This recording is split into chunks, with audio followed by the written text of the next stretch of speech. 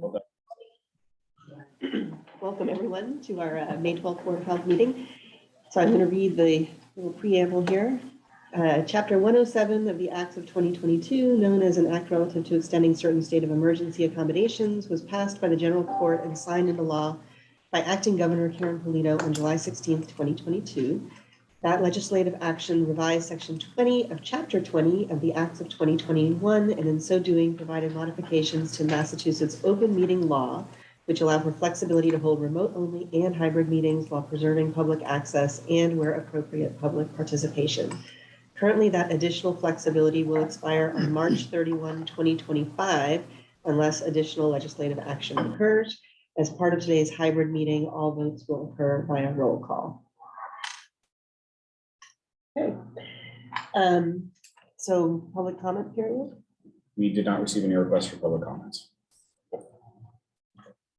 May have a request next month for public comment, or we may have a potentially challenging hearing, which Tara and I will tell you about briefly in the meeting, but then I will probably follow up. I think we can all yes. Okay, so then let's move into review of the minutes from April 14th, 2023. Any edits or comments to the minutes?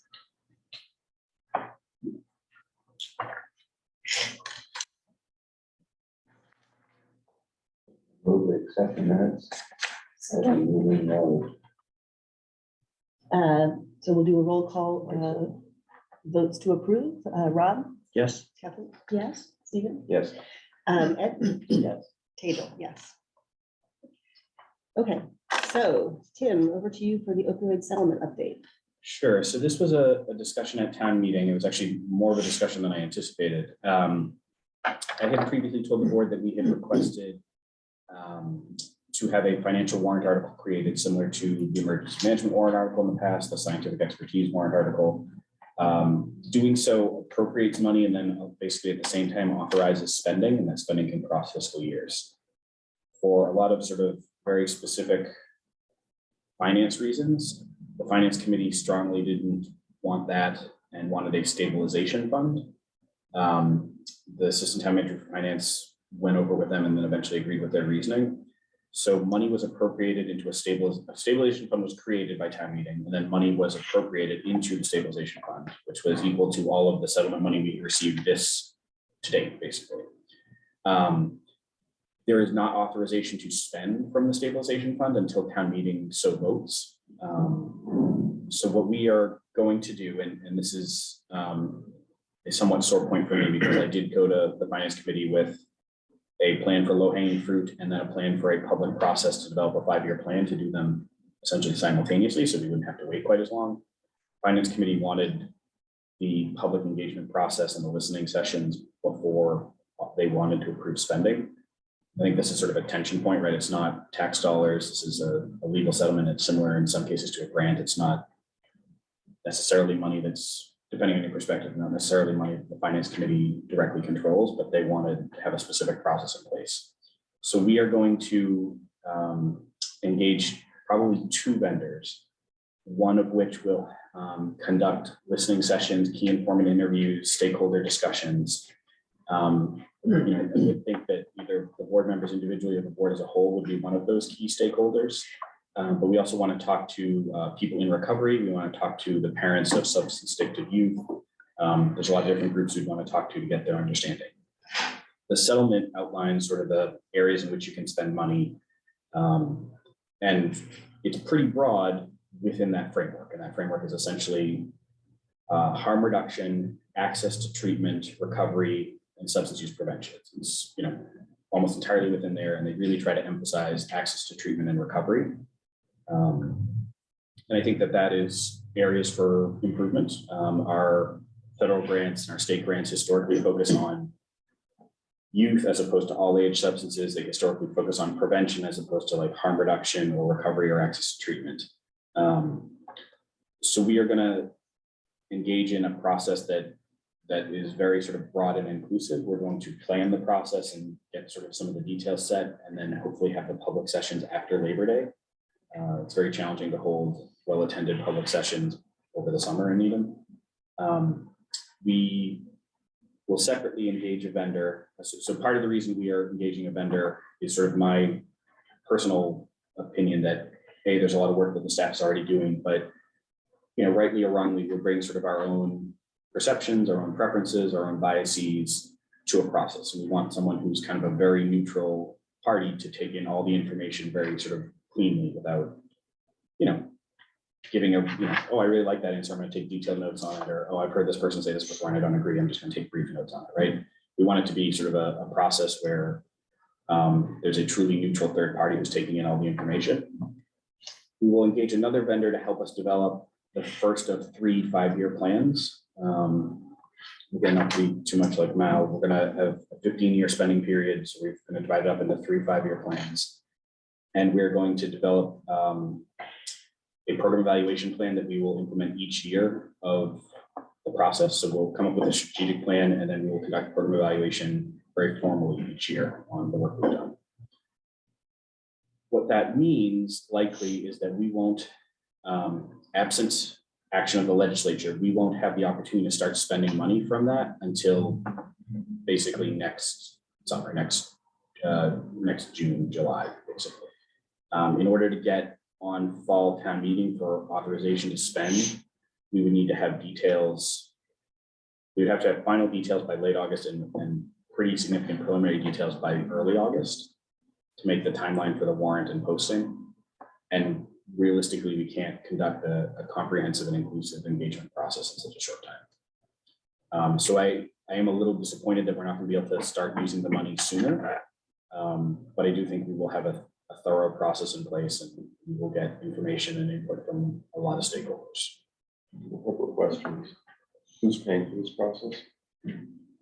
So we have some discretionary funds in the public health operating budget that will support some of the process costs, but Shouldn't then the finance committee be putting the cost for this? They're the ones requesting it. they are. I mean, it is also recommended by the terms of the grant. I think we had hoped to get authorization essentially to spend money on low-hanging fruit and on running the engagement process, and finance committee did not approve that, which you can tell sort of from my tone was a little bit frustrating to me, but it's okay. I do think it will, one of the questions, and Ed was there at town meeting, there were a number of people who sort of said, like, why aren't we approving spending right now? We have in-house expertise. So it wasn't that wasn't suggested to them. Right, but if they're mandating a process and that process has an expense, Yeah. they should be paying for that process. It shouldn't be coming out of your budget of this committee. I hear you. I don't know if that's going to change, but we can push back a little. I do think, this is going to be, this is townwide money, although the opioid settlement funds are very firmly under sort of my discretion, and that process is going to inform how we spend them. The police chief, Chief Schlittler, the fire chief, Chief Conroy, have both been sort of involved in discussions, as has Sarah Shine, the Director of Family Services. And all of them have essentially said, we're happy to work on different initiatives. We don't have any direct need for the money right now. Other communities, I think, are maybe falling into the, I don't want to say trap, but are sort of, asking people what their wish list is and then spending it. We want to really be, police and fire use Narcan all the time. They have a process where they get essentially free refills. They don't need this money to buy Narcan refills, right? They have training for staff already in place, or, Narcan administration for new staff members, right? They don't need that. So we already have a structure. So we're thinking we really have an opportunity to develop some new programs, that historically don't get funding. So the access to treatment and recovery are major areas for us to improve. And so I agree with what you're saying, but I think we're going to try to come up with our best plan. It will be, we have $217,000 right now. Year 2, I think we're targeted to get 140, although there's still a handful of settlements that are being negotiated, so that will go up. And then the average annual value, and one of the benefits of delaying spending is that we can do sort of cost smoothing, because the funds sort of go up and down. Some of the payers are saying we'll pay you year 1 through 5 in year 1, and then in year 6 we'll pay you year 6 through 10. But because we're delayed, one of the accidental benefits is we will have sort of costs moving, so we can have sort of a steady level of funding that increases slightly, each year. Which I think it's the second question I had. We're not forfeiting any of the funds by delaying. No, we still have to report, so we're going to submit a report that says we've talked a lot, but I've not spent anything yet. But no, we're going to be very thorough and we won't forfeit any funds. And do you have a sense of how much of your discretionary money will get spent on this? Back of the napkin, about 50 between the two things. I mean, that's less money to spend on programs. That's a good point. It is, and I think that's a frustration. We do know, and we'll talk more about it later. We have a lot of grant money coming in, and so that doesn't supplant town money, but it does sometimes make it easier. If normally we would have to pay for laptop replacement for new staff, but we have the new staff members funded under grant, then the grant can pay for laptop replacement. So there are opportunities where we'll have some savings, I think. But your read of the situation is correct. May I say something? I was talking to that other department, did you mention the legislature? I did mention as an aside, there is pending legislation, and don't know when or if it will happen. Essentially, right now, money that comes into the town, if it's general money, goes into the general fund.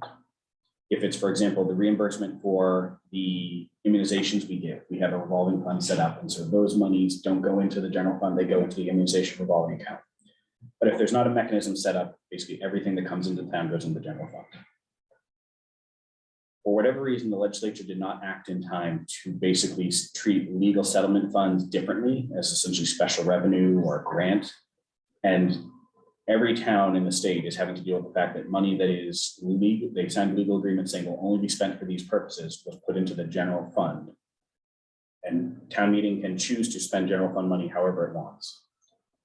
It would then be creating a problem for itself if it didn't follow the legally binding settlement, but it never should have gotten to that point. So the legislature is working on a mechanism that essentially will treat all of the settlement funds as sort of special revenue that can be segregated and not put into the general fund, which would also enable the funding to be spent without a vote of town meeting. I don't think we don't have any fear. We want sort of to be inclusive and transparent, and we want to share all the information how we want to spend it. I do think the nature of town meeting means there's limited opportunities to ask for spending, and there's limited opportunities to have new plans. So it would be great if the legislature actually did come through with that fix. There's been lots of times that everyone has agreed something should happen and it still doesn't. So, but if it doesn't, presumably that's something we could potentially revisit at another town meeting. That's a 10-year process.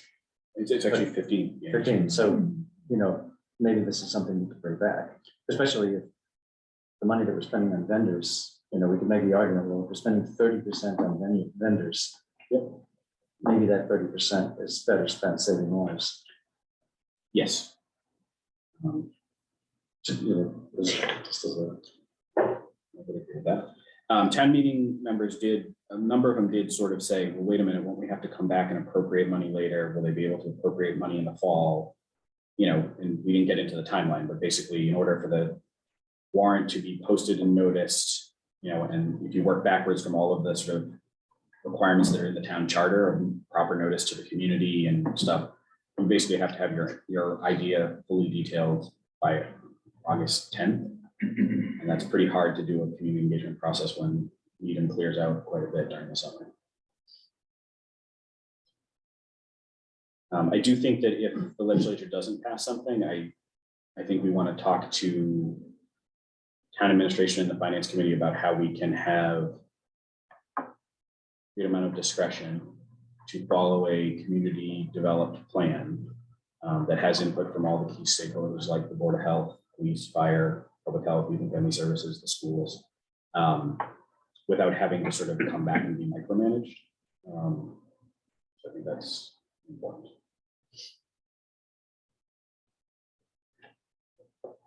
Other questions or discussion? Okay,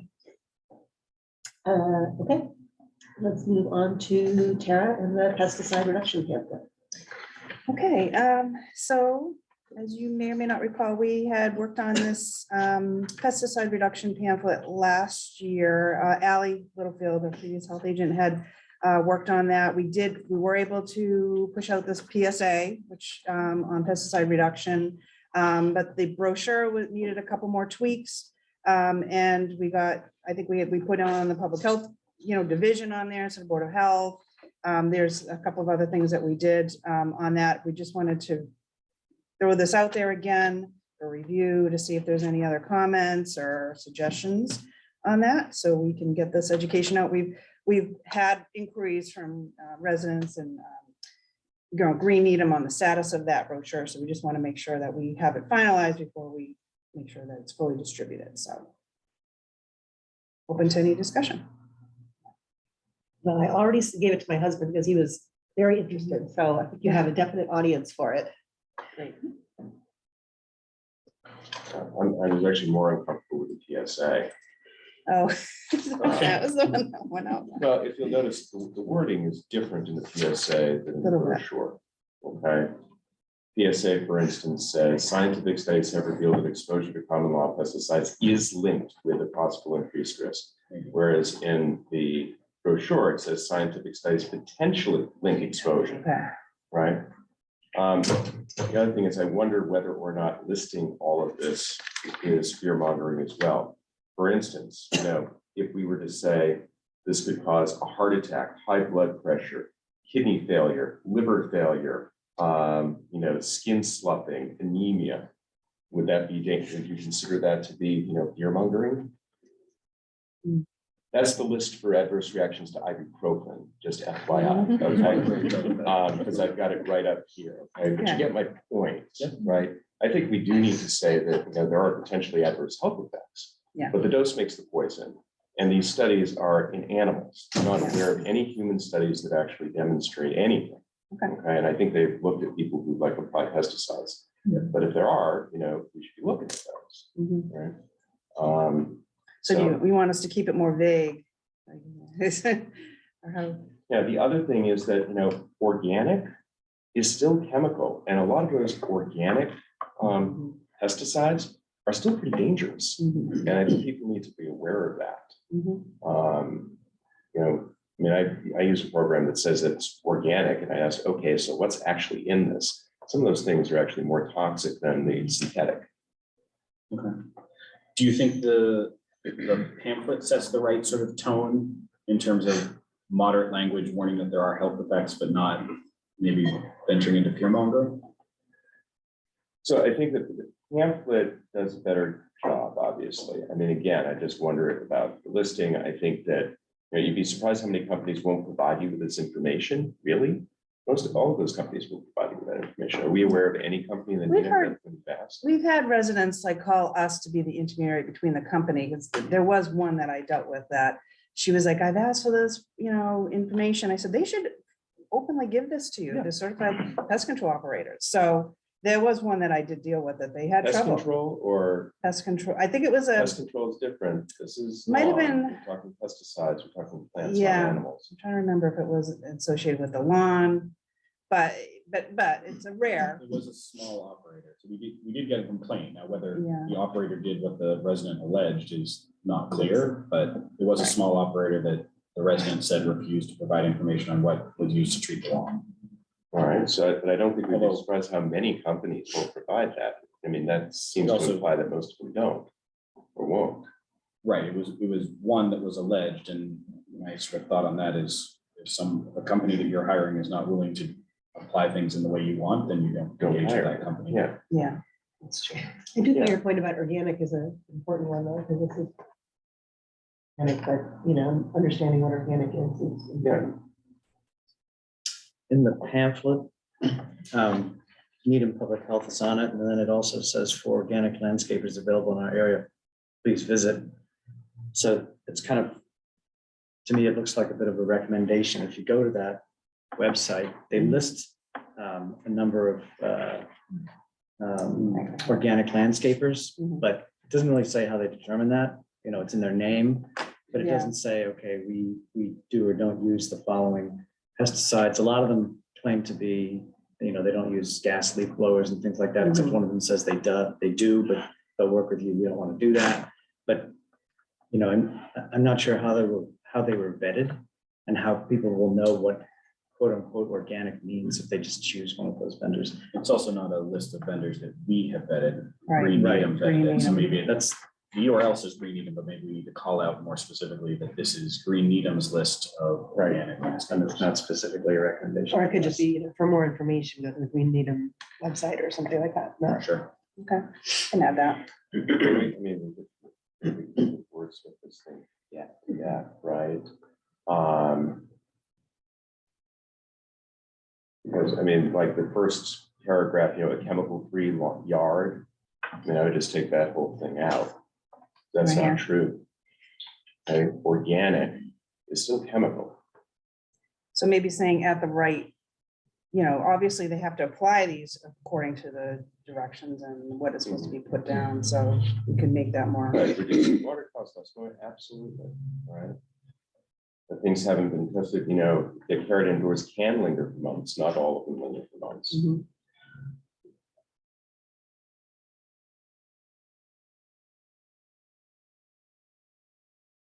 Something else I saw, and it may have been in the other letter, I just, basically about how this was supposedly destroying the ecosystem, which is also not necessarily true. There are some that do, bees in particular. But again, I think that may have been in the other.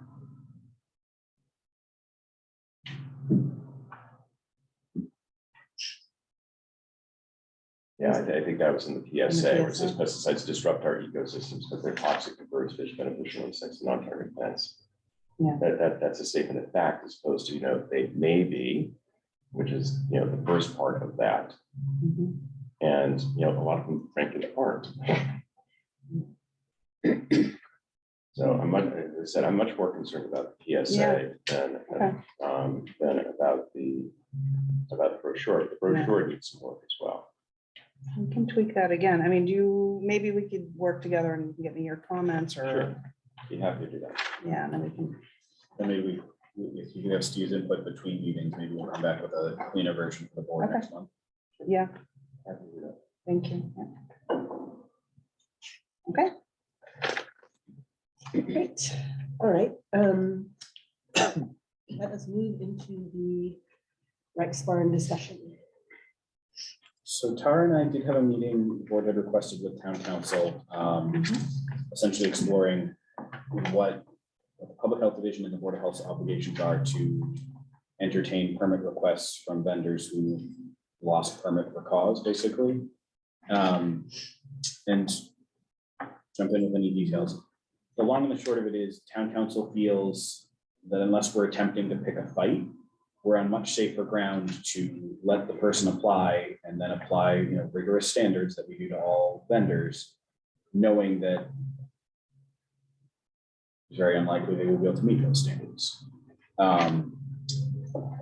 He doesn't think we're in good stead to prevent someone from applying. Now, there might be a case in a sort of a MAHB Cheryl Sabara context that, there should be an established process by which Board of Health can essentially say, your past history has demonstrated that you are not qualified to do this, and therefore we can completely ban you, or we can ban you for a longer period than a year. But he said, unless we want to sort of get into trying to establish those powers, we're much better off letting whoever applies apply, and then subjecting them to, the strict scrutiny that everyone goes through. I also think we need to put on increased fees for re-inspections. Basically, third re-inspection, fourth re-inspection, fifth re-inspection, right? Yeah. Because I think this is the only guy that's going through all of that, right? But the fees need to increase. Each time you go through an inspection and you're not improved, the price goes up. So you get more, there's an incentive to get it right the first time. Sure. Which we have as part of the new food. The code new- program. Yeah, that's what I was like, we can't just change our fees just because for one vendor, one. Oh, no, but we yeah. can add to them. I don't think we have something going that it increases, subsequently. I think there's you know, It's we have 50, I like- think, for each after the third, but then there's 150 reinspection fee that kicks in too, so it Right. does. Then you could Yeah. say, you could change that, so it says 150. It goes up by another 150. Mhm. Okay, this time you pay 150, next time you pay 300, the next time you pay 450. Oh, yeah, And then I think that's what I think Steve's getting. yeah, okay. And I think that's a good point. I do agree with the town council. I don't think we can prevent them from applying. Well, there's the landlord is looking at Mhm. other occupants, is interested in other occupants. There are some other business people who are interested in opening a restaurant in that location. So it could be that the situation resolves itself. mhm. Because the lease expires sometime in the fall. I think it's August, yeah. I'm assuming too that,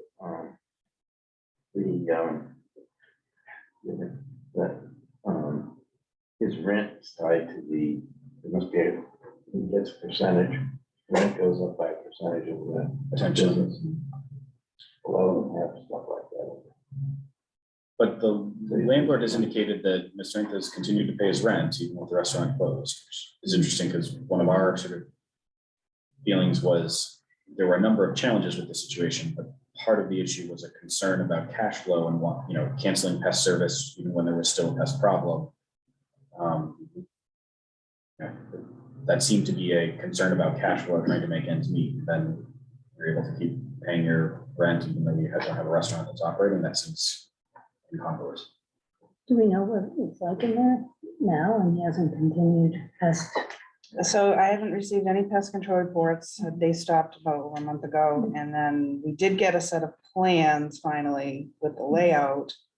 Not uploaded online, but I've gone in person and we were looking at them, but that's it. We've tried reaching out to the owner multiple times about status on interior fixes and things and nothing. So again, I've not heard back from Mr. Intha on any updates on our end. So, and the landlord did reach out to me right after our board meeting last month, and he said, what has the owner done? Has he done anything? I said, well, I haven't seen him do anything, and he wasn't aware of him doing anything, so it was just, He hadn't He's like- pulled any permits from the building department. Right. For any of the plumbing changes that are required. yeah, We had mentioned previously that he did apply to the state for a variance. Right. Which the state sort of kicked all the plumbing inspector, and you're like, what is this person talking about? issues which I they, just be careful sharing information with the landlord unless it's in the public record already. right. I just said, no, we haven't heard anything.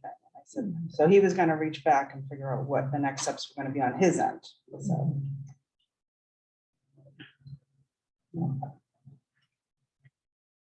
You mentioned a hearing that maybe, when you reference that for next, it was related to this? No. Okay. Major housing dispute we've been dealing with for a while. Okay. Yeah, I agree as well about, obviously, what our legal counsel said, that, just going through the process, but it'll be interesting to see what happens in August. And maybe with this particular person and anybody who sends us an application, I don't know how you respond to it, but you probably say something like, thanks for your application, we're reviewing it, but you can also send them a copy of our new food code program. Which, not only outlines what we expect, but also the penalties for non-compliance, including the increasing fees, which you talked about, and also that there's, on the third violation, there's an administrative hearing, which is new also. Yes.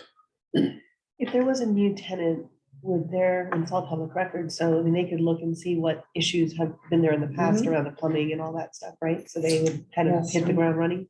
They would need a plan review. Correct. including- And they would also need the building department involved because they would need permits to rectify some of the deficiencies. of plumbing. We've already had a couple of people come in to review the files, so that was interesting too.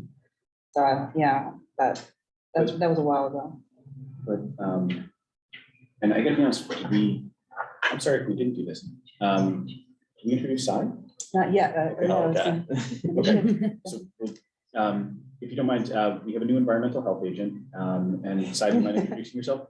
Yeah, I guess my name's Sai Kalani. I'm like alley replacement, I guess. And then, so just hitting the ball, running, you know, getting housing inspections done, restaurant stuff done. So just learning the ropes about how permitting stuff is done here. I used to work out in Western Mass, so it's quite different out here. And you were doing inspections and environmental work for a multi-town district. Yeah, so I was working for a district office. I was like the only health agent out there for 3 towns. So a little bit different, a lot more septic out there, a lot more housing. That's a lot more challenging situations. So I'm glad to be here with more resources and everything. So Welcome. Yeah, welcome. Okay, welcome. yeah, Sorry about that. yeah, that's right. It's like, wait a minute. Well, and also involving the rice barn, like Mr. Intel submitted like the paperwork. I went through the application and then I called him with the voicemail and emailed him about the application because there was errors inside of there, like or like things were incomplete. So I went and sit down with him and make sure that like and do a walkthrough of the rice barn itself because I'm not familiar with any of this, but I'm trying to start with it as like a brand new establishment. So I want to like walk through with it with him on it and then go through the application step by step. And so when he opens up, he wants to open up, he does it the right way.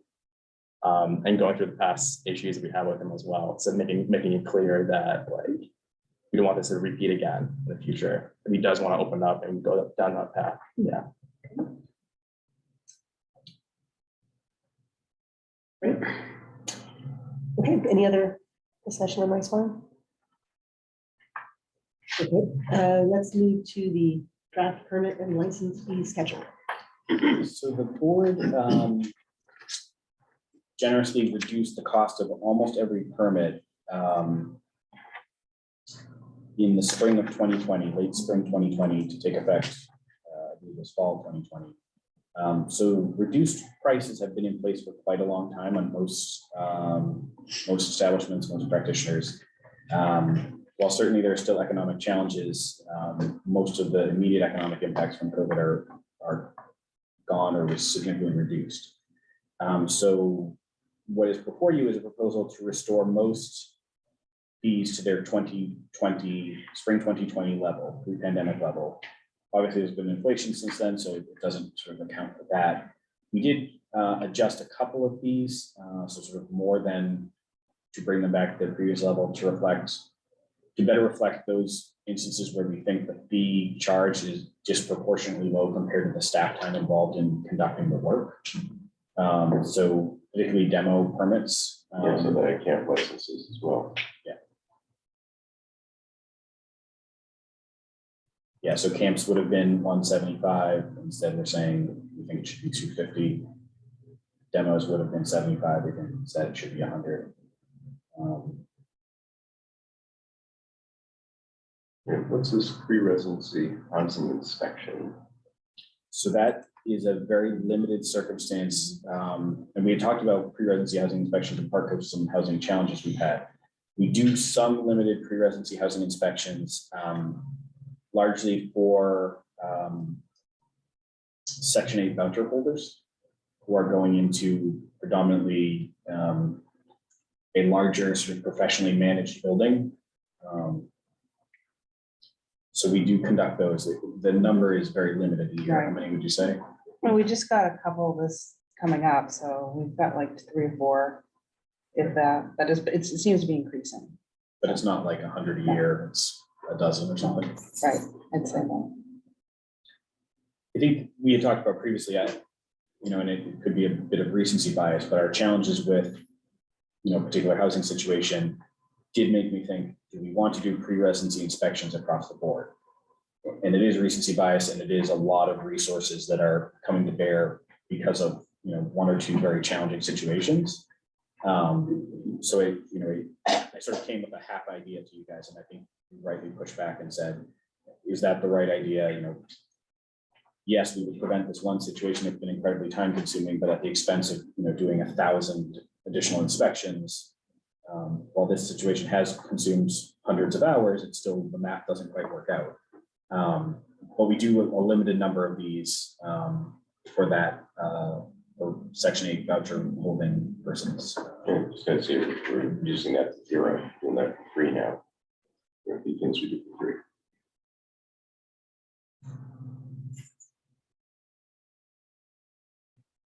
And who pays for it now? Sorry, I think I said somewhere, but The resident. Section 8 voucher holder pays to have the unit Yeah. essentially pre-inspected.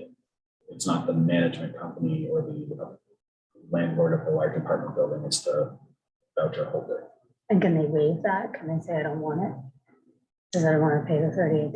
Now just, They you know, haven't really bought that, but the other Mm-hmm. option is that if they're a nonprofit usually, so we could Oh. have that Okay.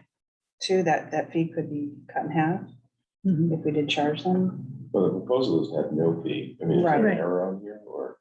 No, but it's an alternative. If you don't want to do no fee, you could say it should be $38 or it should be $50, but for nonprofit, community development type corporation things, we would do a half fee or something.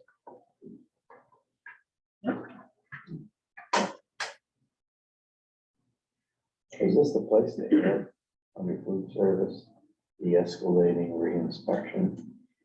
They- I think I that don't is the see anything on there yeah, about the that. surcharge list. You know, third page. Or the surcharges, yeah. But that's where I would add this. No, okay. So you'd want to pull some of the details from the food code policy and just more explicitly state them here in the surcharges?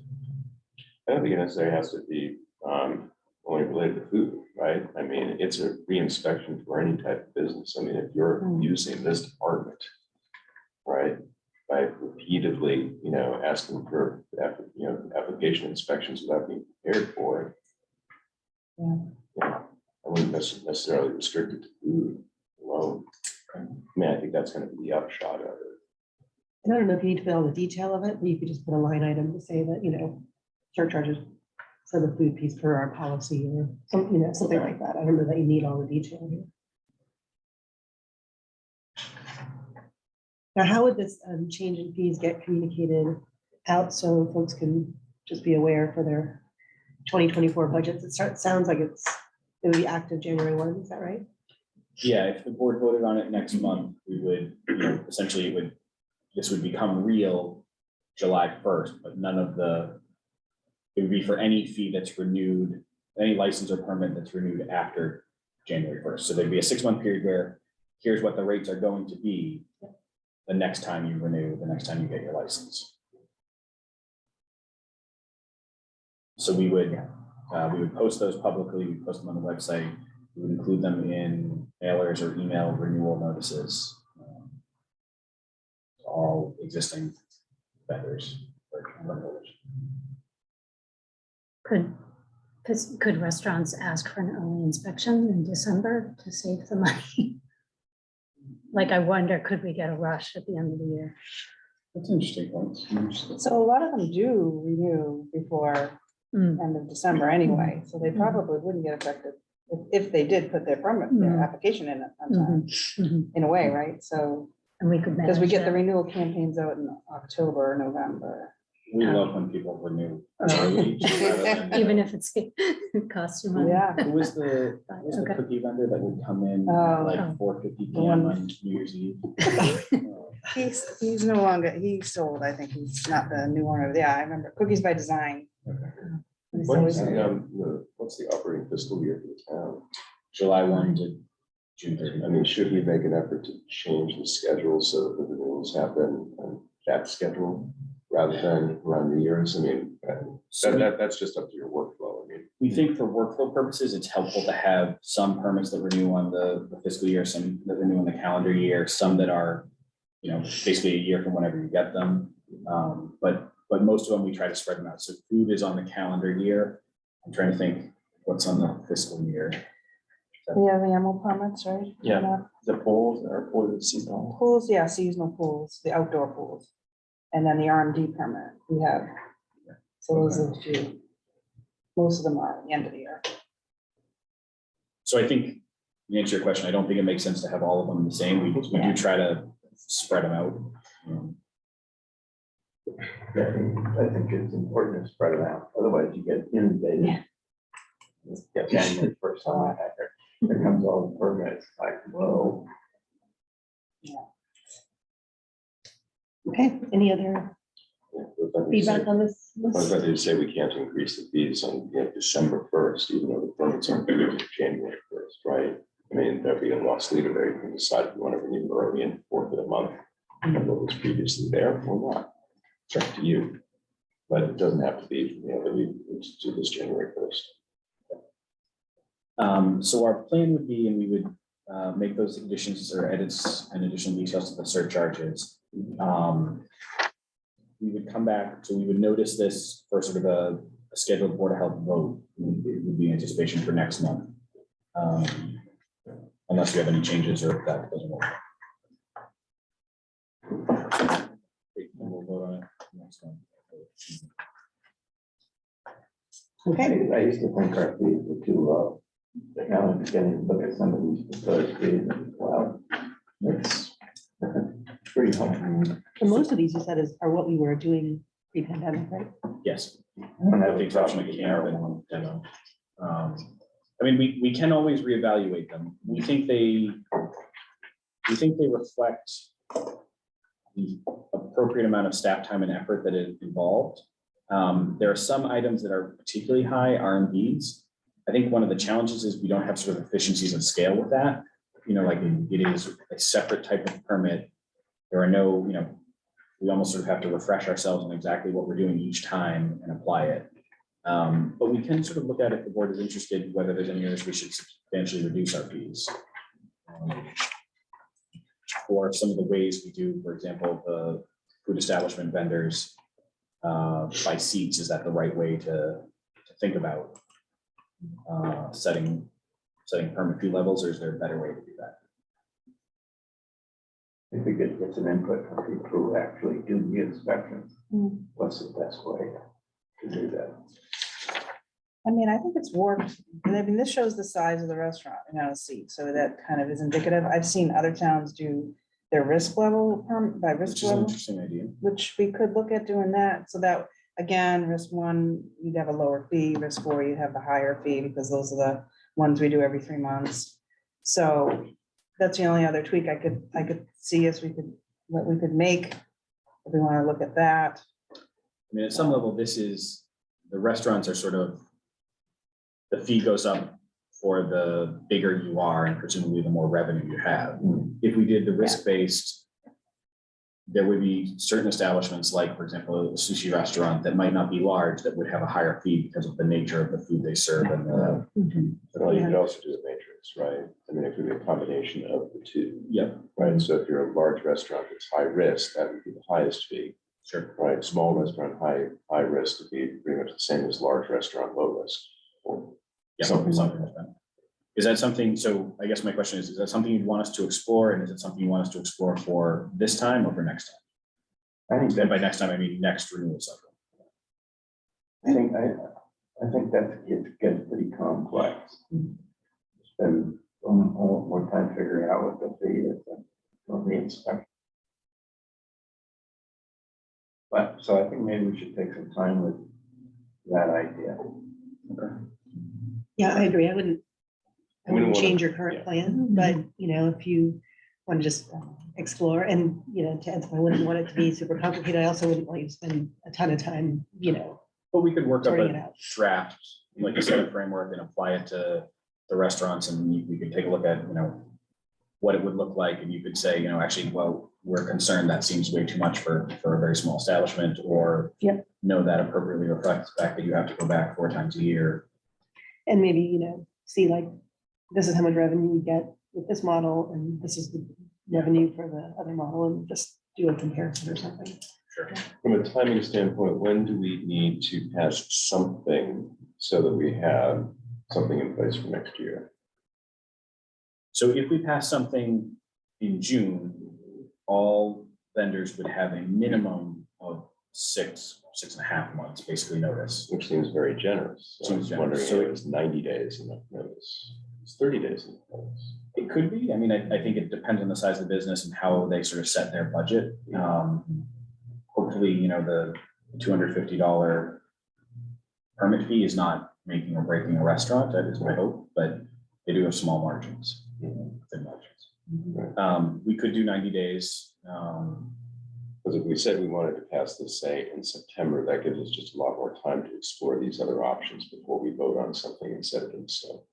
Sure. If that's what the board wants to do, then. Do we get any feedback from applicants or vendors on the fees? Or do we know how we compare with other towns? We Like, haven't, so we've had the reduced fees so far. and Right, so I guess the it's last hard. 3 years have been. But I know the restaurants are still struggling. I mean, they're really trying to come back still, you know, so having this jump. My gut is saying that having the longer time frame to educate and remind establishments that this is gonna go up. Be prepared, you know, and just give them the heads up. Might be a good idea, just have that longer so that they Right. can budget that out. you know? I like the risk model, particularly if it winds up that some of these jumps actually are not going to be so severe for some of these restaurants, right? Because they're lower risk, right? Kristen made a point, do you mind saying to the board? The select board liquor license fees, because they were cut in half too for COVID, they went back up to their normal, because they were normal fees, and that was approved November for effect of December, January. So they only had maybe 30 days notice, and there was no pushback for those fees. So that's just something too that. So then maybe Okay. September's okay, So- that's still 4 months. So that could give us some time to do two things. One is Okay. to explore what a sort of a risk matrix might be for food. And also gather some data on what some comparable or surrounding communities have. So we could have kind of 3 points, what we are proposing, at least right now, what a risk model would be, and what the average of, 10 communities nearby or around us are, to see if we are in line with, competing communities. And do they have to pay the entire fee at once, or can they pay it in 2 payments? And that might get more complicated, but for some places that are struggling and recovering, it might make a difference, especially the higher fees. It's an interesting thing to think about. I don't know if Viewpoint Cloud allows multiple installment payments. I don't think it does either. Yeah, I think they have to do it all at once. If they're close to the time frame, say they just reopened, we wouldn't obviously charge them again. Like say they opened in November, we always have done that. Okay, well, we'll just extend your permit, but Okay. yeah, we can't really, do it in chunks. like that. You can do prorated, right? Yeah, I'm not sure if we've done that either. Depends, but But we could look into that too, in Yeah. terms of giving people more discretion. I don't know if it's easy to do the multiple payments, but yeah, maybe prorating or making sort of an official policy if you're, starting a restaurant, within the last 90 days of the year, then essentially you get a 15-month permit for the cost of Yeah. 12 or something, rather than thinking you have to pay for 3 months and then pay again. And you have to balance that against the administrative work of making sure that everybody's paid the second time. Sure. that does even Or just running those prorate down. it and then you put them on the full We haven't cycle. historically prorated, so yeah, it would kind of maybe be either or. We either say we're gonna give you 15 months for the price of 12, or we can prorate it and then it solves the same problem. Okay, so you will come back with the risk modeling. But we'll And- probably plan to come back in September. Well, September, we might want to have a vote, right? Okay. So, I mean, I would Get some develop feedback it, so we early. have, yes, we get some feedback before that. We have to vote on it, nobody in October. Sure. So right now, the board has historically planned meetings, and Steve, you and I were talking about this over email. We have a meeting scheduled for July 14th. The board has often, but not always, condensed 2 summer meetings into one. So right now, there isn't a meeting planned for August unless the board changes it or unless there's an emergency that arises.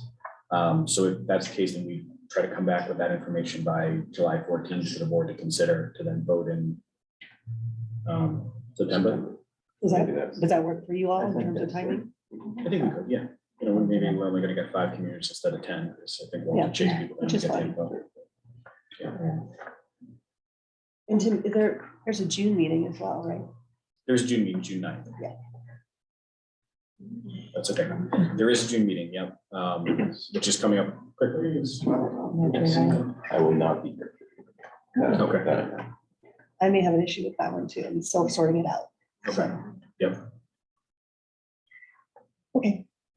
All right, great. Why don't we move into staff reports? We'll start with Julie and epidemiology. All right. So first off, a reminder that the public health emergency ended yesterday. And I'll talk more about that in the COVID update and just a few things that means. Just a couple of updates. So we're still doing COVID testing in our office, the sort of like molecular COVID testing. The interest has obviously sort of dropped in that, but people can still call us. And between myself and the public health nurses will run those tests for people. I'm working with our public health nurse, Ginny. We're hoping to put up sunscreen dispensers through the town. I wish this light bulb had gone off in our heads like 2 months ago, but unfortunately at the end of April, we said, aha, that would be a great idea. So we're sort of rushing to pull those pieces together, but we're hoping to sort of run a little sort of trial of that and see how people like it. And hopefully collect some feedback and improve the process when we have more time next year.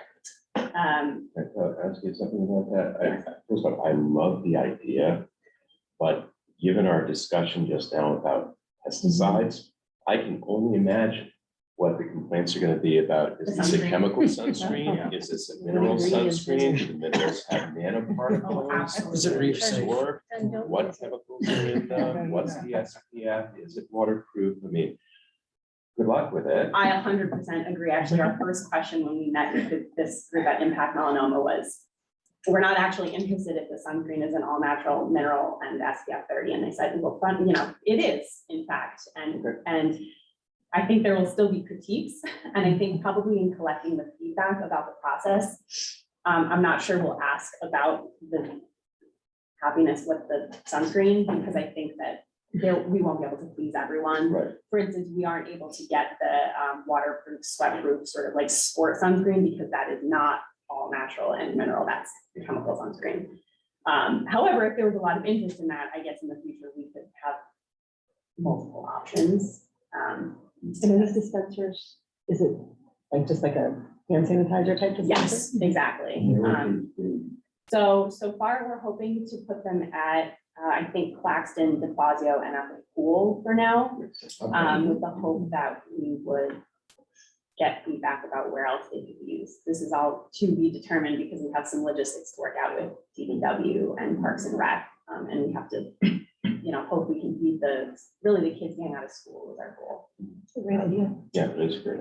And we're hoping to do some, educational campaigns about it, maybe a table at the pool, and sort of linking to the next thing I wanted to talk about, that we've been sort of revamping our social media accounts to kind of increase our public health education and promotion efforts, and to promote some of the programs we've got going on. So we're hoping to be able to promote the sunscreen dispensers quite a bit if people pay attention to our social media accounts. How come not?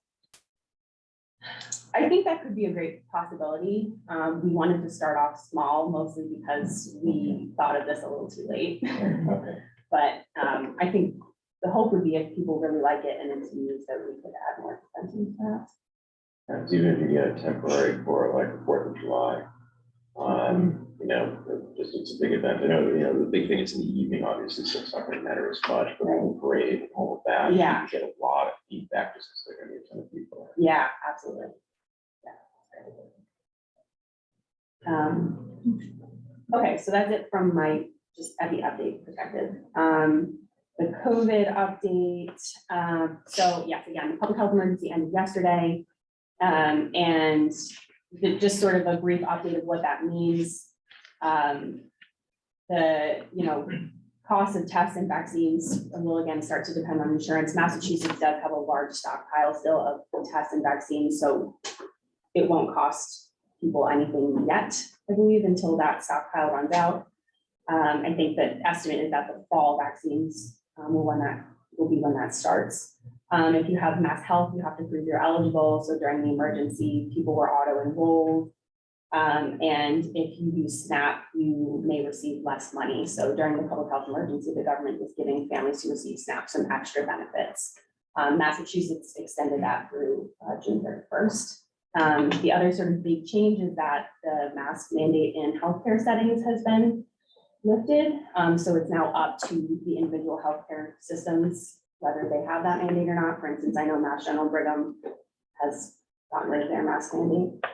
A couple of And children. They have to. Children's too. I figured most places were. As some data changes, Mass Department of Public Health updated its criteria for COVID deaths on April 1st. So this doesn't actually change any of the death numbers going, retroactively. I think it's April 1st forward. So this just catches us back up with the sort of like federal definitions of the CDC and the Council of State and Territorial Epidemiologists. And then sort of the big change is the COVID vaccination data has been changed so that they only show 1 dose primary series completed and then the booster after 9/1/22, so the bivalent booster. So you can see that in the last of my slides. I'll show those graphs. Not a lot to show in terms of COVID for this last update. We had 16 cases in April, and you can see that's kind of a decrease. We had 63 in February, 35 in March. We're down to 16 in April. And hospitalizations.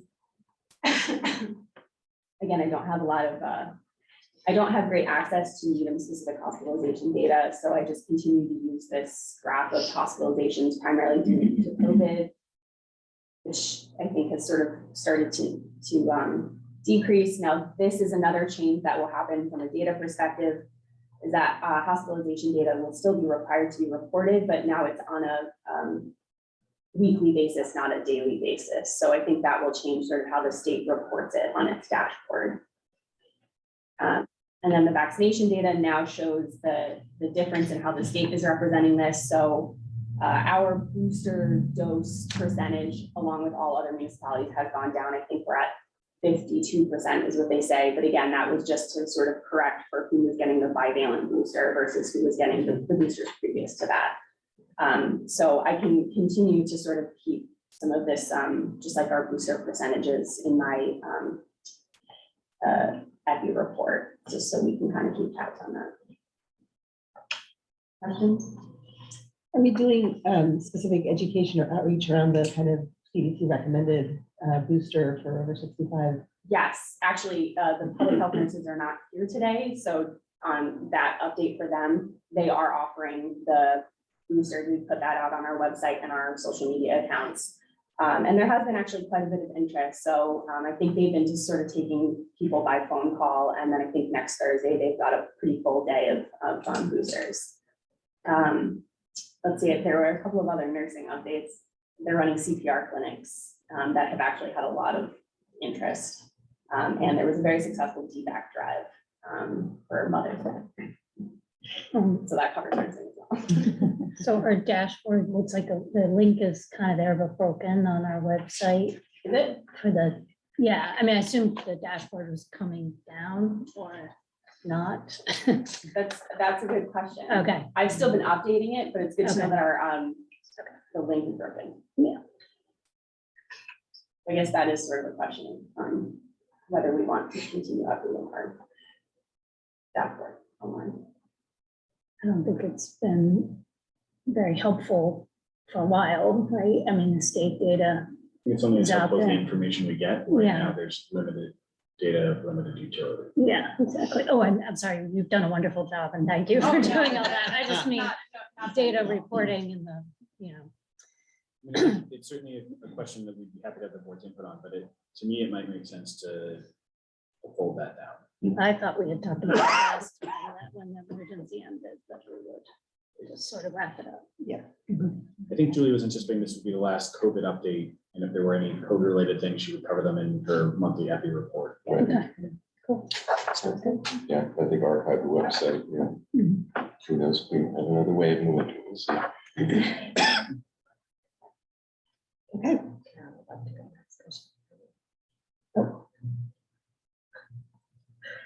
I'm not good at charades, Carol, what was that? If it's You'll okay be with for the a chair, long time. maybe Carol and Lydia could go next because they have a conflict. That's Of okay, course. on monthly update. We have a webinar. Go for it. We'll be quick. They can send you. Yes. One important update for us for Mass Health Read, this past month, we received our contract package for the next 2 years and submitted it. So we will have funding for fiscal year 2024 and 2025, the same amount of funding. Which is to which is exciting. We also are working on we were given permission from our funder VSAS to do a pilot program for community education where we'll be showing SAMHSA, Talk They Hear You, PSA materials in local movie theaters. We may have mentioned this before, but they'll be showing in Legacy Place in Dedham and Patriot Place in Foxborough, and we're supplementing that with a social media campaign as well. We're running paid ads through a digital media agency. They're managing the ads for us to collect data on who's viewing them from which towns. They created the landing page for us.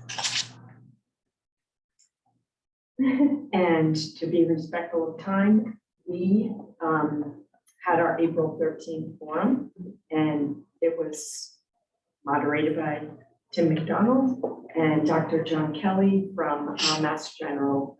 I don't know if any of you were able to live stream. I know Kathleen was in the audience. We appreciated Mark Mandel, the director of Needham Cable, as you all know, live streamed and also created the program with PowerPoint slides, which is on the website. And we tried to push that out so people know they can access the speakers with by topic if they want to learn. And Dr. David Jernigan from Beaver School of Public Health had some really compelling data on Massachusetts alcohol use rates and impact and policy that can make change. And Amy Turncliffe, who's a neuroscientist and a parent who's worked in prevention. So it was a really powerful forum for April's Alcohol Awareness Month. And we're looking forward to doing work regionally with our 4 towns, and we're finally ready with our strategic plan to do that. And our first meeting is Tuesday. We have 3 succinct meetings, and then we'll submit our strategic plan to BSAS and be able to do this work. It's 6 more years of funding, and due to the fact that there's ARPA money that the state has, they've doubled our allocation, as you know. So with the addition of Lydia, we're able to build prevention capacity across those other towns, as well as do some comprehensive strategies that we'll decide on, which is when Tim came and we wrote SAPSI for alcohol. That's how we started the 4-town alcohol compliance, the TIPS programs. And so we're excited about it to finally get it going. And it's made the world of difference to have someone work with me with reporting and the different requirements of these apps, and then actually be able to move forward on the work. So thanks to Tim, we submitted our contract. So through 2025, we seem to be all set. I'll stop there. We have a Zoom with our evaluator. Do you have any questions? Yeah, the Metro West Youth Survey ETOH data. I'd still like to get the past data and see what's going on with rates and the surrounding towns. I still think there's something there, because we're going to get to that report, and we've had 2 vendors. The trend data in Needham since 2006 for alcohol. Mhm. You Yeah, mentioned surrounding at the towns. last meeting, right? I did, but I so if you want to apologize. send me the So data, that'd be great. we'll talk about that. Okay. And you want to look exclusively at 30-day use and binge, which is much more interesting than like lifetime. Mhm. Well, the trend data, and thanks to Marty, we have that. Okay. And you want that through email and Email's have a great. discussion for next time? Okay. Yeah. We'll talk. Good. Thank you. Thank you. Thank you. Okay, emergency preparedness.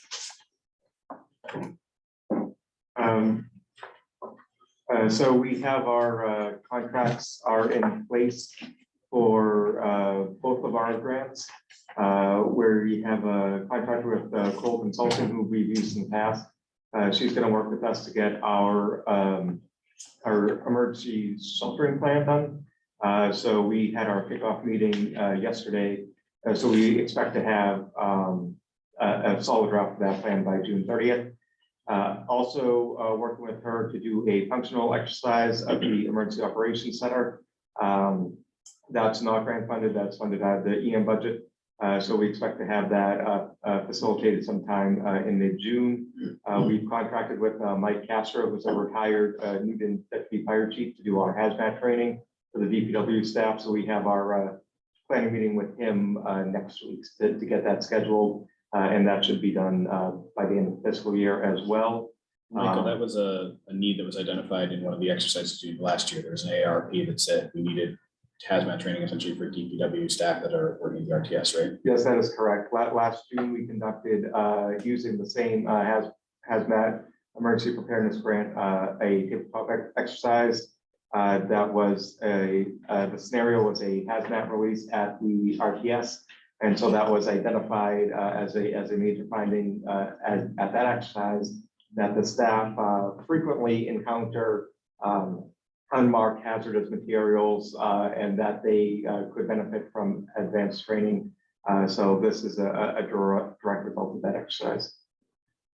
It's not always the case that we get to do an exercise, get a very clear area for improvement, and then get to improve that area actually very quickly. So I'm Feels pretty good. happy about it. But it's very exciting to see the preparedness cycle working as it's supposed to in the area. And also it was a, potentially a much more realistic scenario than some of the scenarios we've done in the past, which have had their benefits, but, have involved a chlorine tanker derailing and then being hit by a truck, right near the center of town, right? This is probably much more realistic because it happens at least 3 times a year at the RTS. And the emergency preparedness also, there was a update here from Talib, but I don't know that we need to go through that. He's online, yeah. Oh, he is online. Okay. Thank you, Michael. Thank you.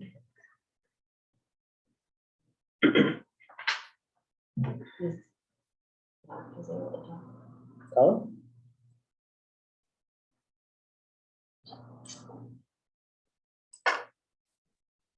Good morning. Hi there. Yeah, do you hear me? Yes. Okay. Good morning, everyone. So for emergency preparedness updates, one, coordinating with the trainers at local and non-local level to come and speak to different groups.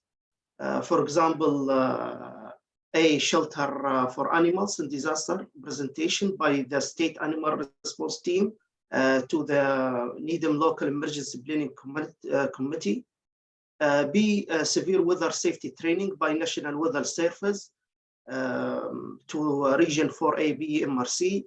And next week we will have active threat and situation awareness training by Needham Police Department. Second, virtually attended the NATO Preparedness Summit. It was very busy and endless number of sessions.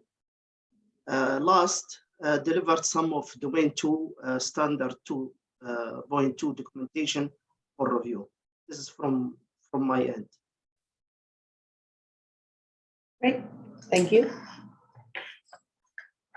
Next up, environmental health. Team. Yeah, so I'll start off. So again, we brought on Cy, who's been a great help. Hit the ground running, like he says. Got on board with the Food Co Pro permitting systems, been out there testing that out, been doing pretty well with that. And then also the Viewpoint Cloud online permit system too, getting trained in that. So yeah, it's been great help. So grateful to have him. We're actually bringing Ecom Lou back to help us out too, starting May 15th next week. And he'll be, again, helping us move along with these food safety initiatives that we've enacted now with the pilot program development and along with some of the accreditation items as well. And then we also hired, accepted a Mass DPH summer intern as well, which we've had good luck with, and we want to keep up that streak. So we're going to have Madison Poisson start with us on the first week in June, and she'll be actually helping us out with the farmers market inspections as well with Cy, and we're gonna work that out and also help. She's gonna be hopefully working with us on some of our standard FDA standard items as well, and helping us adopt some of those other standards that we've secured with Ruth Clay, who'll be the auditor for those standards. So we're hoping we can get started with that. The other item that I guess we needed to touch upon is the high street housing, which we've been talking about. So just the latest update, I was able to do a joint inspection. Cy joined me along with the building commissioner yesterday, and we did do a follow-up inspection. A lot of the items were done. The only remaining item we did not witness or verify are the window installations, but we do have a set date and time for those installations to take place, which is May 19th between 1 and 4. And the only holdup there was that the occupant hadn't given permission to access the unit for that date yet. And I think I had asked him 3 or 4 times yesterday, and he was going off another tangent, so we weren't able to secure that commitment with them, but that's what the window company is waiting for, to get that commitment with the occupant that they can access. They have all the materials, they have screens ready to go in. It's coordinating that last piece. So I guess the discussion we were going to have as to whether or not we feel that these should be installed by the 19th. I don't know if we still want to have this hearing come up for our June meeting. Typically, we would only bring a landlord back if there were items that were just blatantly ignored and not conducted or addressed. In this case, in my opinion, and the building commissioner's opinion, they were addressed. So we're just open to discussion, right? I think in part, the reason we want to potentially bring them before the board is to sort of reinforce, maybe in a stern way, to both the landlord and to the tenant, that, there have been hundreds of person hours spent on this issue, from Needham Police, from the building commissioner and his team, from the police department, Needham Police, building commissioner, public health, town manager's office. And that our staff will only go out for life safety issues. We're not going to sort of continue to be, for lack of a better word, a pawn or a go-between in the continual fight between a landlord and a tenant, that they have the court system if they want to avail themselves of that. But cosmetic issues, minor violations, we're not going to sort of get involved. So I think it could be a challenging discussion given the history of both parties. But I think they need to hear from the board that, essentially wasting the staff's time and involving so many municipal departments in what essentially is a situation that could have been resolved much more quickly if people had sort of willingly sabotaged each other, basically. It's not, sort of not appropriate, not something the board's going to tolerate, and not something where the board is going to say that one party is right and one party is wrong when we have extensive documentation of what both parties have done and failed to do. Can we draft that in the letter rather than wasting their time and our time with the hearing? We can try. We also have it in writing, so that there's no ambiguity about it. We can try it. Tara has definitely submitted a lot of stuff in writing to them, order letters. No, but this one. And this sort of was summary of, down from us, right? Okay. Yeah, we'll start with that. Yeah, I mean, I like it, we're not going out for cosmetic stuff, we're going out for life, I think. And does that need to be reviewed at all by legal or? Legal isn't meeting with us, but we'll review with them.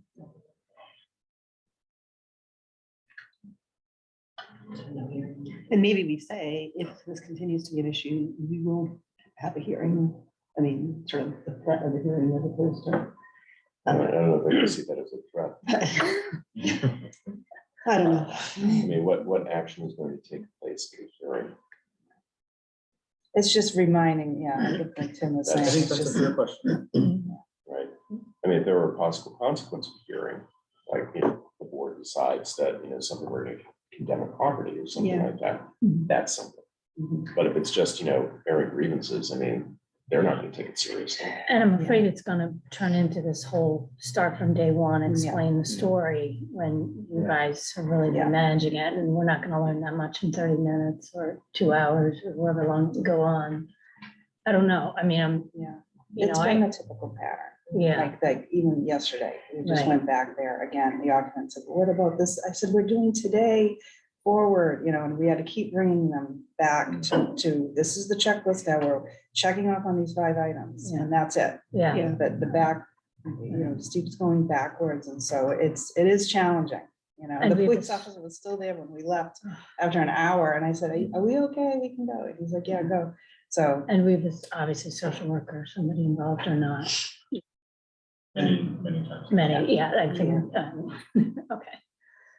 Okay, so that, I think that's a good plan. We will go the idea of the hearing immediately. We will do another sort of order letter and a summary.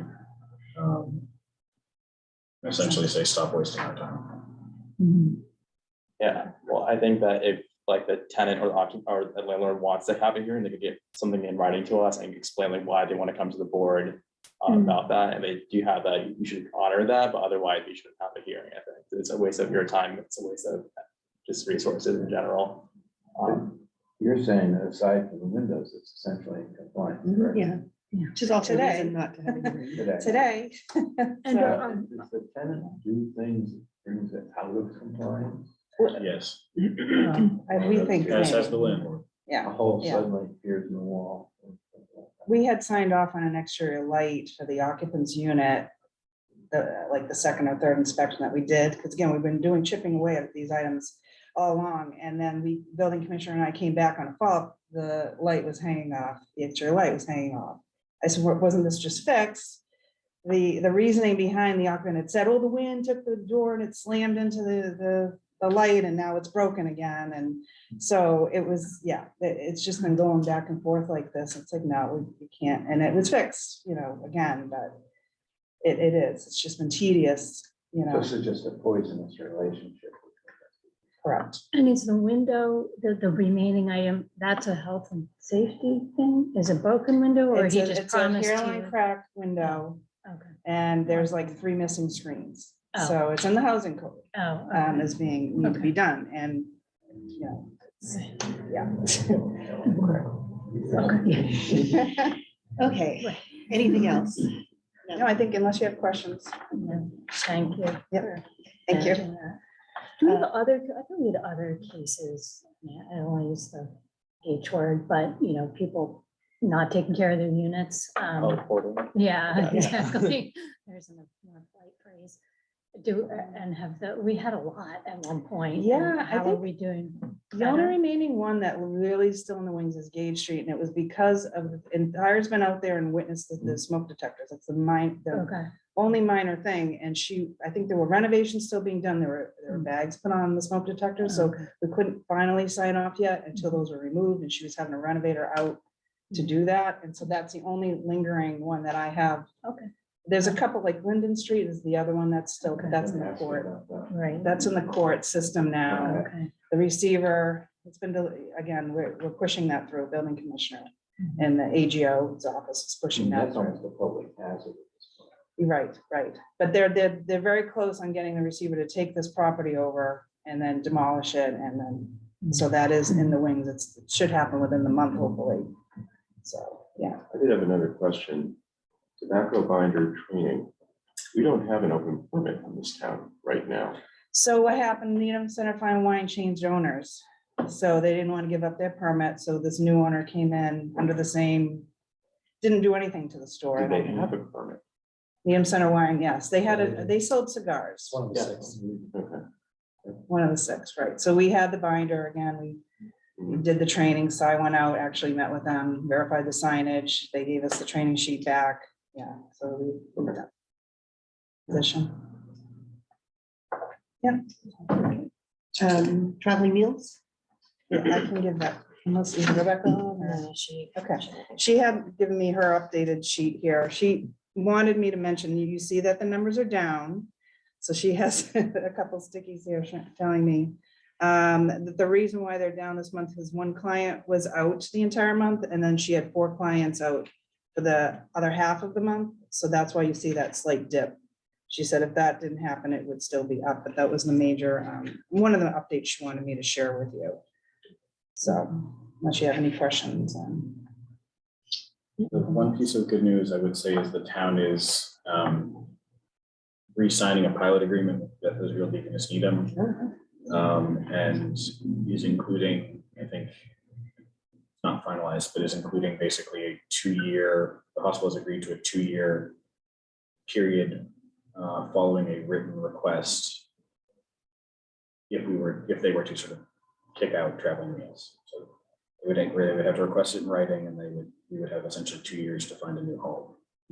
Would they give us enough time to, they renovate the kitchen up at the cap? So it's a little outside the board's area, but I would like to, at the June meeting, present the CAF space study, and then I'm going to present it to the Council on Aging Board in June. Because one of the options in the CAF space study is to renovate the kitchen, which would allow us to expand nutrition programs for the seniors at the senior center, but would also potentially provide a permanent home for traveling meals. So I want to update you about the work we've done there. That just makes sense to do that. We think so too, but then it's finding the money in the capital plan, because there's a lot of building planned for the town. And at least a 2-year notice is helpful. Yes. And you know what you can hear. We just built it. Okay, accreditation.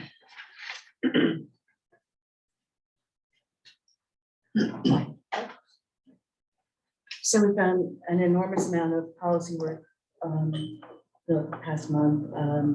And the senior assessment, the full report is just about ready. I hope to get that to you in time for next month. I can do that. That's what. Yeah. We have been focusing this past month in April, we were focusing on giving more direct support to each of the folks who are leading work in the domains. And I think that was very fruitful. We have started a staff and cultural appreciation committee. And we're very excited about that. Trying hard not to call it the party committee. But it's really about learning about each other, learning about each other's cultures, and making sure that we are more inclusive as a staff. And that's it on accreditation. Actually, this actually didn't start until May, but we are doing some more focused work on quality improvement, and we'll be starting a couple of quality improvement projects. So I look forward to talking with you all about that.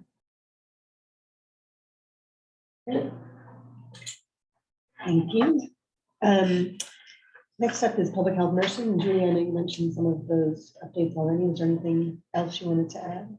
That was all the nurses conveyed to me that they wanted to communicate. The vaccines, the CPR clinics, and the TDAC, unless you have any questions that I may or may not be able to answer.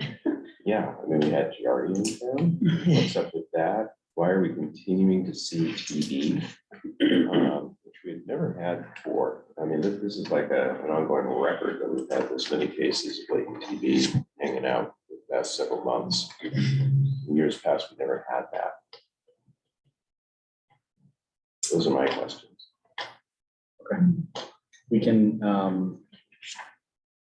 can get more information and follow up. I don't know if any of the board members want us to follow up offline, or we'll include in the next month meeting too, but we can get you an answer before that. For transparency's sake, we'll also mention it the next public meeting. People don't think we're trying to just tell you privately or something. Okay. And then shared services grants. Diana? So Ed and I could maybe talk a little bit about it. We've continued work with Dover, Medfield, and Sherburne to try to come up with a memorandum of understanding for the end of this fiscal year, and to set the stage for a year where we'll work on an intermunicipal agreement across the 4 communities.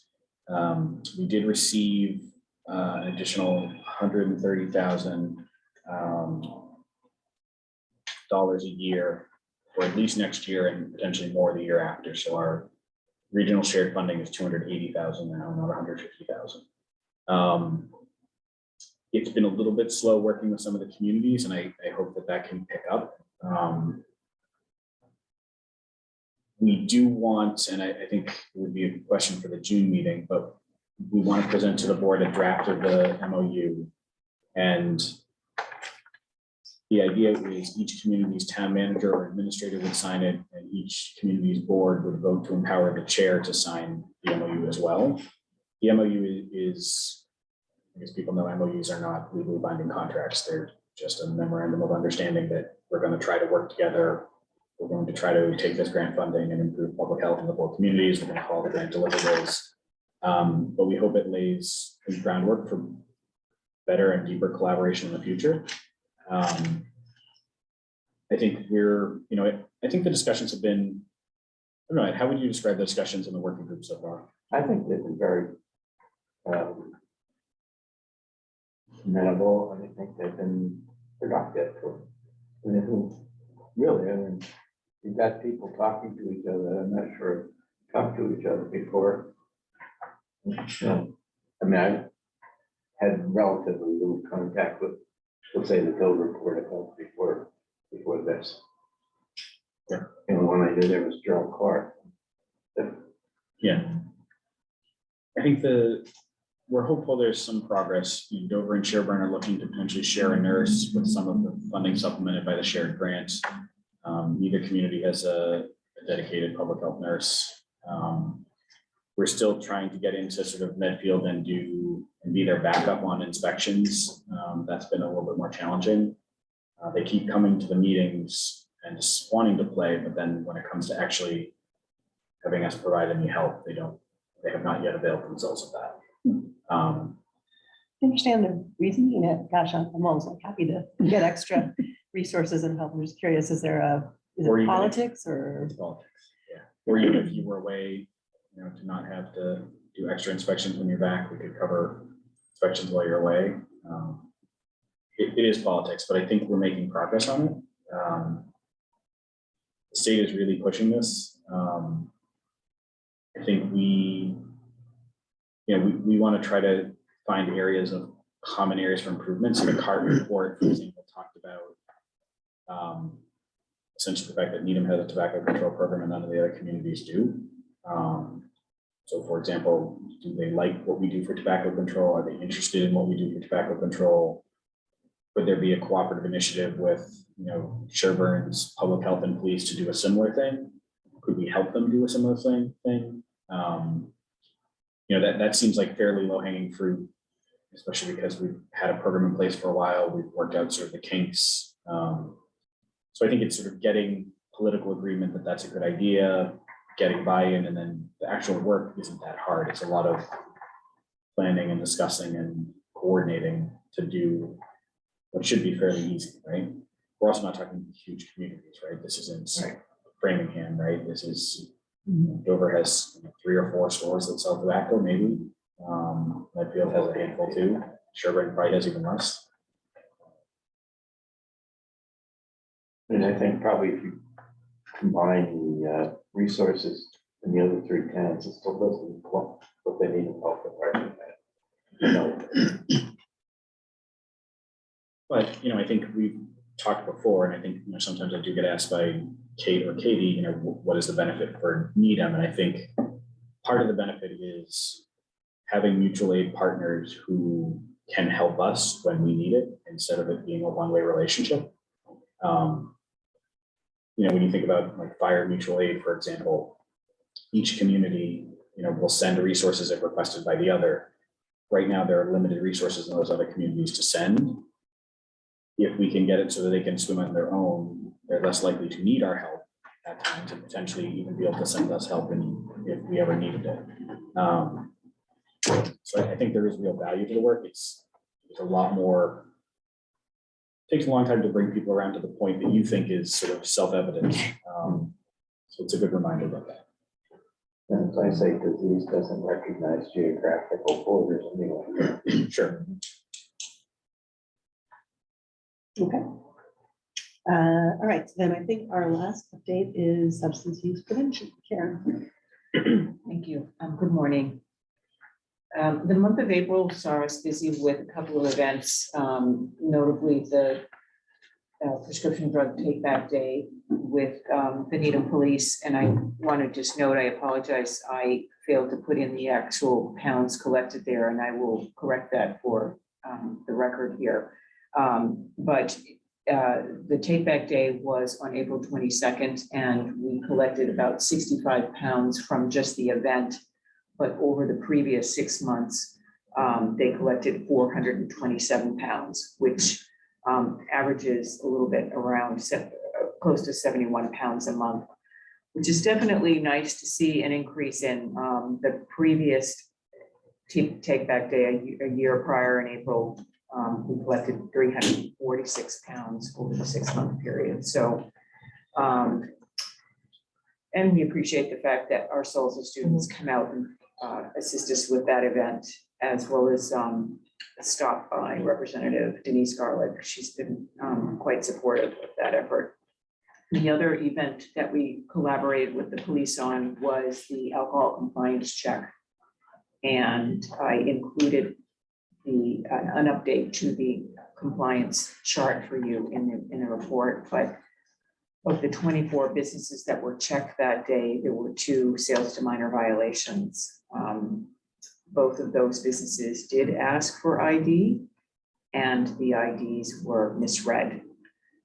Both of those businesses had prior violations as well. I believe this was the 3rd violation for both of them.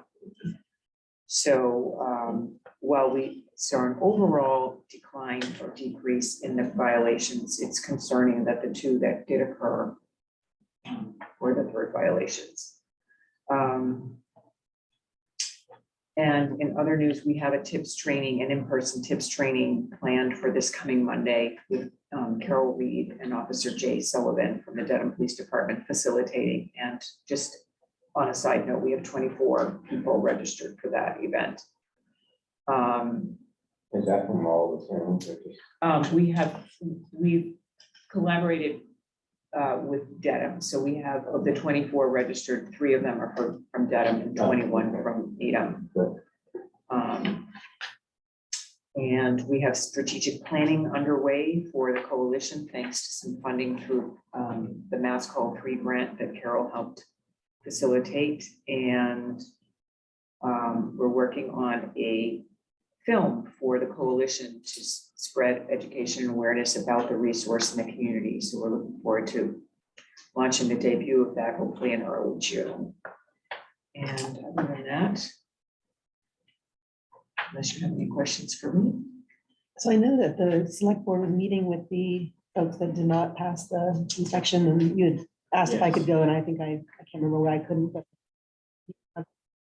So it's this coming. Okay. So the, which I think is a good sign, the select board invited the police chief and myself, which they usually do, to their hearings where they generally impose penalties on violators.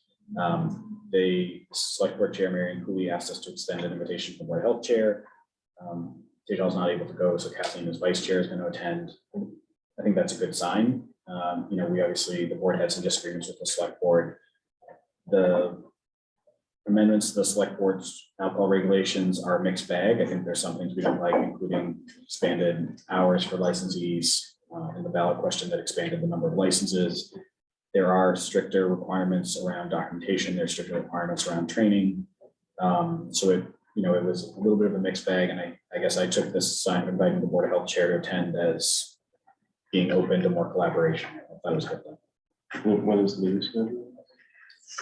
It was like at 8 AM. I remember I had a conflict. Wednesday. Wednesday. Be curious what the outcome is. Thank you for meeting I up think- today. Yeah, that will be telling too. One of the things the select board did in tightening the regulations was basically reducing the opportunity for written warnings.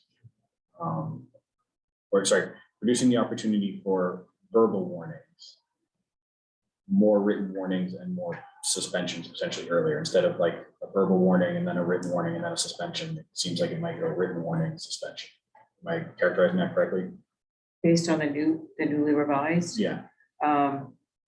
So I was looking here and I noticed that they, for first offense, 1 to 2 day, second offense, up to 5 day suspension, and then third offense, up So to 10 days. not even written warnings. Well, up to, Up but it to. could be zero. Could be zero. Yes. Could be zero. Well, and especially given these are repeat offenders, Times 3. times three each, Right. Yes, but I guess before the policy was strictly verbal warning, written warning, then potentially suspension. And now with the first It offense, it starts could with be, depending on it, an actual suspension. So Right, but with the third one, with the third, it could still be potentially nothing. Right. Up to 10 I'm days. choosing to be glass half full on that one. Yes, I understand. And Cook just got taken over, right, by the new owners, right? So was that in between? So I mean, that was certainly within like Cook, so that, oh, sorry, I mean, because that's on the list, it's out here. And so That's what the new, Yeah. that's what the new. that's with the new owner, but the other two violations were the prior. I'm just So talking real. I just could see like a gray area of discussion about that. Right. Did the, now that we have this chart, Yeah. this chart been publicized at all? Probably through the Board of Health packet. The Board of Health package is posted. The select line posted, yeah. Select Board posted it too? No, okay. I mean, I think I'm interested, for example, and I asked, but what does, for example, tobacco compliance look like over a 5-year period? We know that there are violations to tobacco sales. We also know that they generally happen, they used to happen once a year, now they seem to happen like once every other year. Smaller numbers, obviously. But I do think it would be an interesting comparison. to Look at. I'm trying to be glass half full. The latest check, 2 failed. Mhm. That's progress. Now, Do we know why we made progress? That was my next question. I mean, was there significant training that happened in that time or any sense of why the performance was so much better? We did not conduct an in-person training in between. Last April also had fewer violations, just as a note, this is one thing we're trying to do in correct over Yeah. time, the data over time, is that we suspected that there may be seasonal trends that cause it, and funny enough, last April also had fewer inspections, and both of the December inspections had significantly more violations, yeah. So who knows yet, I think it's too early to say the trend, but Yeah. it's interesting. sure, there are lots of ways we could speculate, maybe seasonal staff or newer staff or staff that have been away at college that came back to their jobs.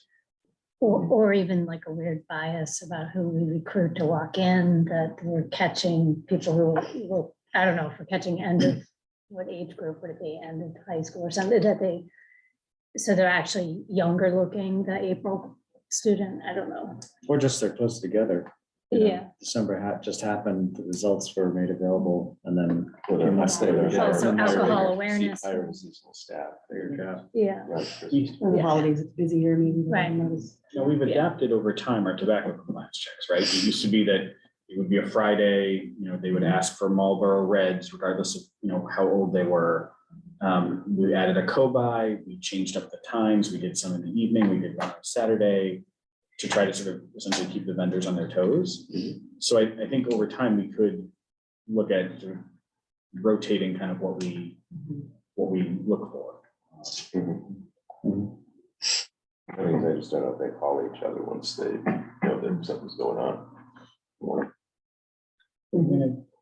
I always, it's sort of funny to me because I do assume that restaurants are at some level in competition with one another. And if you're found breaking the rules, I think it would behoove you to have a lot of fellow collaborators breaking the rules rather than you be the only one. So I'm not sure why you'd warn everyone else.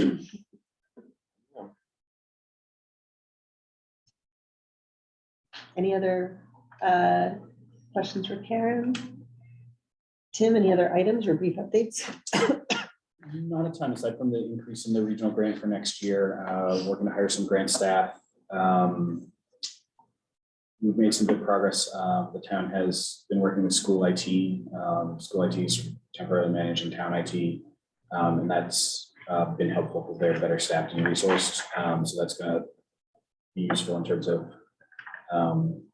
improvements to the conference rooms and the multi-purpose room RC and the AV stuff, as well as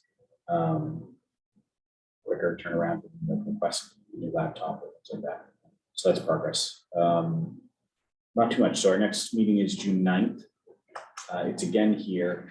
I'd love to get back to RC, but at least right now, is it line dancing or yoga? Is it yoga? Okay. There is yoga there. So You can see how limiting parking got two of us to come by alternative modes. So it really, you build more parking, people drive more cars. I don't know. It's true. I know that I'll be missing out because I'll be at the AMA meeting in Chicago On June 9th. on June 9th. Yeah, I'll be here on the 14th. And Okay, I may be missing the 9th. I'm trying to solidify schedule, but it sounds like if everyone else can be here on the 9th, it would be weren't you okay. saying you couldn't be on the 9th or? No, I could be here. Oh, I can be here. Yeah. I thought, maybe I got confused. I thought- Tuesday. Okay, so. Just us Taylor two. and Steve. Okay. Well, we'll have to hope the three of you. can make it Yes, this morning. everyone stay healthy. Okay. I got Motion. one, Go ahead. just wanted to bring up, this came up last night at the council on aging meeting, and I've heard it before, and I don't know. What it comes, I don't know if it is, but, there's a problem with the front entrance doors at the senior center. Yes, They work not well, they'll never work well. They're not accommodating to people who have some kind of walking aid, like a walker or definitely wheelchair. yes. And there's a concern, and I guess somebody actually did fall because they were hit by the door. Yes. And all of the talking about it and everything else hasn't done any good with the town. Yep. And sooner or later, something really serious is gonna happen up there. So I don't know if we should say something or. I think I can tell that the town manager and the assistant town manager of the Board of Health expressed concern about this. I do know that the town is working on it, but the town has been working on it for 7 months. Does it meet code? I mean, it's out It's when out it's of code. repaired, it is not handicap accessible. Not really, no. The mechanism is broken, the power mechanism is broken. So the town is liable if something happens. Well, this is- So usually that once that when it happens, if somebody comes up to the door, they can't get in, so they ring the bell, and then somebody has to run out from behind the desk and get the door open. It's certainly less than ideal. Yeah, but if there's an actual injury, and it sounds like there may be, then Exactly. that's the town's exposure at this point. If somebody felt that they weren't injured, yes.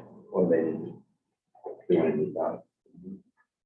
And I if you're think- blowing the doors on ventilation, probably still indoors, it's even harder, right? So it's, the bed, it's a hard door to open, there's probably suction on top of it. Mhm.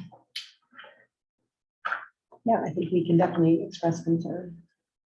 That'd be good if we could let Kathleen. I can let Kate and Katie know if the board's concerned, they can also call the town manager's office. I do think that sometimes things move quicker when people higher up the totem pole voice complaints.